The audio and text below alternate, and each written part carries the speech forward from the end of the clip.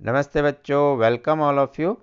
आज मैथमेटिक्स में हम जो पढ़ रहे थे आपका चैप्टर स्टैटिस्टिक्स, इसमें अब तक हमने पढ़ा कि रिप्रेजेंटेशन ऑफ डाटा।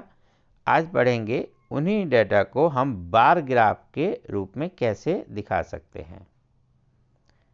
तो bar graph, you know about the representation of the data tables. Let's learn about the graphical representation of the data. So usually comparison among the individual items are best shown by means of graph. Bar graph is one of the various method of graphical representation of the data. The bar graph is a pictorial representation of data in which usually bars of uniform width, bars मतलब जैसे आप पोल बनाते हैं, खंबे बनाते हैं, छोटी दीवार बनाते हैं कम विड्थ की, वो सब उस तरह से बार हो गया। तो वो हम इक्वल स्पेसिंग के साथ बनाएंगे, एक्स एक्सिस पर कुछ लगाएंगे और उसमें स्पेस छोड़ते हुए उसकी जो हाइट है वो वाई एक्सिस की तरफ लेंगे, जो भी वैल्यूज हमें गिवन होगी। आइए इसे एग्जाम्पल से समझ लेते हैं। For example, table show the monthly expenditure of a family on various items, house rent, food, education, electricity etcetera etcetera. ये हमारे एक्सपेंडिचर हैं 3000, 3400, 800, 400, 600, 1200। इसे बनाने के लिए हम टू परपेंडिकुलर लाइंस लेंगे, one vertical and one horizontal, एक ऐसे और एक ऐसे। ये हॉरिजेंटल लाइन होती है ऐसे और ये वाली वर्टिकल। तो जो एक्स एक्सिस लेते हैं ये हॉरिजेंटल, जो वाई एक्सिस लेते हैं ये वर्टिकल लाइन। और कैसे बनाते हैं आइए देख लेते हैं। हम यहाँ कोई भी मार्क करेंगे 1 2 3 4 और ये अपने आप अपनी कंफर्टेबल के हिसाब से हम उसे कितना भी यूनिट ले सकते हैं जैसा डाटा में दिया हो उसके हिसाब। अब यहाँ हमारे पास जो स्मॉलर डाटा है आपने देखा होगा तो 400 है और जो हाईएस्ट है वो 34। तो काफ़ी वेरिएशन है। तो हमें ऐसा लेना कि हम 400 भी आसानी से दिखा सकें और 3400 भी। तो यहाँ पर 200 के हिसाब से हमने मार्क किया कि 1 unit must be equal to 200 rupees, क्योंकि रुपीज़ में। तो 1 2 3 4 ऐसे मार्क करेंगे, 200, 400, 600, 800 ऐसे मार्क करते हुए चले जाएं। तो उसके बाद आपको ज़्यादा कुछ मेहनत नहीं करनी, सिर्फ देखना है। जैसे फर्स्ट आइटम है हाउस रेंट 3000, तो आपने तो यहाँ पहले लिख दिया, तो 3000 की डायरेक्शन में जाएं। 3000 के सामने यहाँ एक लाइन लेंगे और एक सेम विड्थ लेके कहीं भी यहाँ तक फिर एक लाइन लगाएंगे और ये एक रेक्टेंगल शेप बना देंगे। दिस इज अवर बार। बस ये रेक्टेंगल शेप आपको बनाया, ये 3000 की डायरेक्शन में। नेक्स्ट वाला 3400, तो 32 34 के सामने एक और थोड़ा सा उतना ही सेम स्पेस छोड़कर जितना यहाँ किया था, फिर से ऐसा एक रेक्टेंगल फॉर्म कर लेंगे। ये होते हैं आपके बार ग्राफ। यहाँ उसने ये भी दिखाया कि आपको अगर गिनना हो कितनी यूनिट है, बिकॉज हमने 200 को 1 यूनिट माना है, तो जो भी डिस्टेंस है उसको 200 से डिवाइड करेंगे तो 15 यूनिट्स, यहाँ करेंगे 17 यूनिट्स, 800 को करेंगे 4 यूनिट्स। इसकी ज़रूरत कभी आपको लगे तो आप कर सकते हैं, रफली भी कर सकते हैं, अदरवाइज यहाँ जब लिख ही दिया तो आप यहाँ से पढ़ सकते हैं। ठीक है, आइए एक प्रैक्टिस का क्वेश्चन करते हैं, थोड़ा और क्लियर हो जाएगा। पॉलिटिकल पार्टी हैं, उन सीट्स जीती हैं आपके, कोई भी एक पोलिंग आउटकम्स हुआ है स्टेट असेंबली का। ये ABCDEF पार्टी के नाम हो गए और सीट्स 1 की 75, 55, 37। आइए क्या करते हैं, तो एक्स एक्सिस और वाई एक्सिस, पार्टी के नाम हम ऐसे हॉरिजेंटल एक्स एक्सिस पर लिख लेते हैं और वाई एक्सिस में आपके नंबर ऑफ सीट्स लिख लेते हैं जो जीती गई है, कुछ इस तरह से। पॉलिटिकल पार्टी ABCDEF, उधर सीट्स 1। अब यहाँ पर हमें मिनिमम जो सीट्स है अगर आप देखें तो यहाँ 10 है और मैक्सिमम 75। तो ऐसा नंबर लेना है कि 10 भी ले लें और 75 भी। अगर मैं इसको 1 2 3 4 5 तो 10 यहीं आ जाएगा, तो 75 के लिए ये पेपर ही क्रॉस हो जाएगा। मैंने अभी हॉरिजेंटल लिया है तो बोर्ड थोड़ा छोटा पड़ रहा है। आपके पास बड़ा पेज है तो आप ऐसे 1 2 3 10 तक लेंगे तो ईजी रहेगा, बट 75 आ जाना चाहिए। नहीं आता है तो आपको थोड़ा सा यूनिट में चेंज करना होगा। अब जैसे हम क्या कर सकते हैं, अच्छा इस पूरे को 10 ले लेते हैं, यहाँ पर 10 20 30 40 50 60 और फिर भी 75 रह गया। मेरा पेज छोटा है, ग्राफ छोटा है, तो 75 अब भी नहीं आ रहा।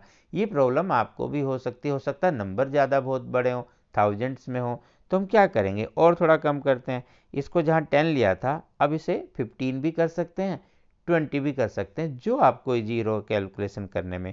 तो हम यहाँ 20 कर लेते हैं, ये 20, 40, 60, 80, ओ अब इजीली हो जाएगा। चलिए ऐसे ही करते हैं, तो हम यहाँ पर लिख लेते हैं 20, 40, 60 एंड 80।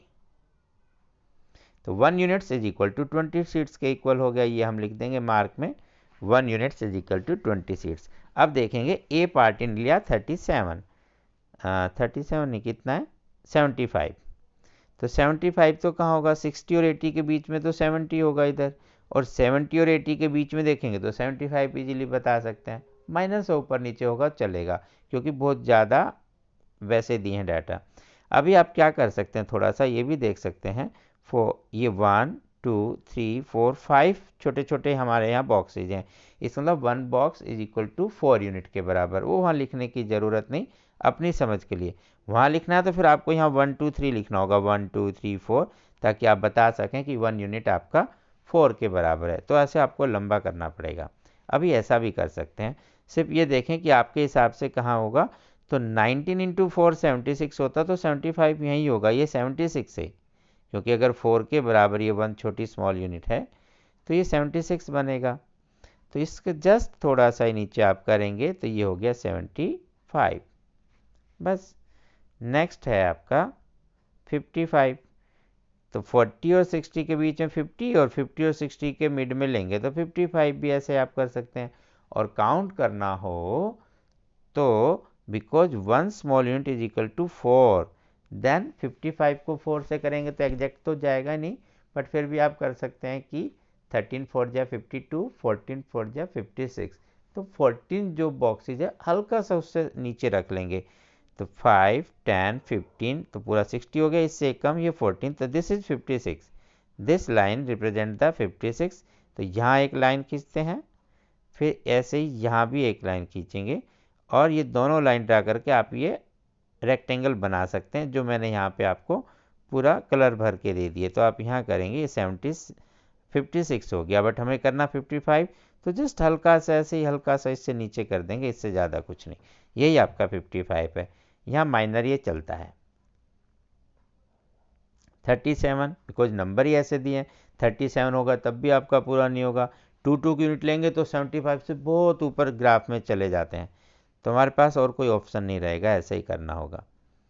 तो 37 20 और इसके बीच में 30, इनके बीच में 35, फिर उसके बीच में ऐसा करें, यह सीधा गिनेंगे 4 9 जा 36, ओ तो 9 तो पूरे हो ही जाएंगे, हल्का सा ऊपर कर देंगे, तो 1 2 3 4 5 6 7 8 9 10 पे तो पूरा 40 हो गया, ये 9 पर ये 36 रहेगा, और हमें 37 लेना है, तो बस समझ लीजिए 36 से हल्का सा जो निकलता हुआ वो 37। देन इसी तरह से नेक्स्ट आप लेंगे, ये कितना है 29, 20 और 40 के बीच में 30 है, तो 30 से थोड़ा सा ऐसे डाउन आते हुए 29, एंड 10 जो 20 और 0 का हाफ हो गया, ये आपका 10, देन लास्ट अगेन 37, तो सेम हाइट जो 37 की है। यहाँ हम बता सकते हैं कि जो सबसे ज़्यादा सीट जीती है वो पार्टी कौन सी है, जिसका सबसे ऊंचा बार ग्राफ बना हुआ है, ए पार्टी, और सबसे कम ई, और 2 पार्टी ऐसी हैं जिनमें इक्वल नंबर ऑफ सीट्स जीती हैं। तो इस तरह से आप बार ग्राफ से ये आराम से अच्छे से पढ़ सकते हैं। सेकंड क्वेश्चन में या तो जानबूझ के उन्होंने दिया या गलती से सेम नंबर रिपीट हो गए हैं, तो आपको दोबारा बनाने की ज़रूरत नहीं रहेगी, बट आप प्रैक्टिस के लिए अलग से कर सकते हैं। हाँ, लास्ट वाला डिजिट नहीं है, सिर्फ यहीं तक का दिया हुआ है, ये बदल जाएंगे नंबर्स ईयर्स एंड ये। आइए तो हम सेम कर लेते हैं ऐसा ही, तो हमने सेम लिखा, सेम ऐसे बनाया हुआ पहले ही, तो टाइम नहीं लगा ज़्यादा। आपके ईयर्स 98 99 2000 ये सब लिख देंगे, एंड नंबर ऑफ बाईसाइकिल्स, तो किस कंपनी में कौन कौन ईयर में कितनी बाईसाइकिल बनी ये आप देख सकते हैं। तो मैक्सिमम कब बनी 1998 में 75, मिनिमम कब हुआ 2002 में, और ये हमेशा डिक्रीज ही होता चला गया। ऐसा आप इस ग्राफ से देख सकते हैं जो बार ग्राफ हमारा बना हुआ है। तो इस तरह से बार ग्राफ हमें स्टडी करने में, डाटाज को रीड करने में हेल्प करते हैं। तो आप इनकी प्रैक्टिस करें, और हाँ, एक प्रैक्टिस हमेशा जारी रखें, साबुन से हाथ धोना, मास्क पहनना, भीड़ भाड़ से बचना, अपना ख्याल रखना। Stay healthy, stay happy. फिर मिलते हैं अगली क्लास में, तब तक नमस्ते।